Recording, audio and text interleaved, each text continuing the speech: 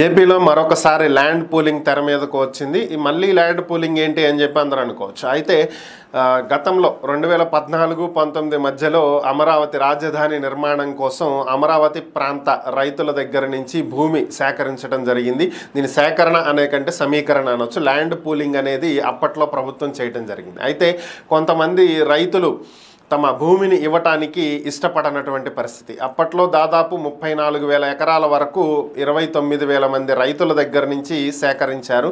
అయితే ఆ తర్వాత వచ్చినటువంటి ప్రభుత్వం భూ సమీకరణను ఆపివేయటం జరిగింది. ల్యాండ్ పూలింగ్కి సంబంధించినటువంటి వాటిని నిలిపివేస్తూ ఉత్తర్వులు కూడా జారీ చేసింది. ఈ నేపథ్యంలోనే ఇక ల్యాండ్ పూలింగ్ అనేది లేకుండా అక్కడతో ఆగిపోవటం, ఆ తర్వాత అమరావతి నిర్మాణాలు పూర్తి స్థాయిలో ఆగిపోవటం, ఇవన్నీ కూడా చోటు చేసుకున్నటువంటి సంఘటనలు. అయితే ఇప్పుడు ప్రభుత్వం మారింది. అమరావతి టార్గెట్గా పరిపాలన అయితే జరుగుతుంది. అమరావతి రాజధానిని ప్రకటించారు, గెజిట్ చేశారు, అభివృద్ధి పనులు చకచకా మొదలైపోయినాయి.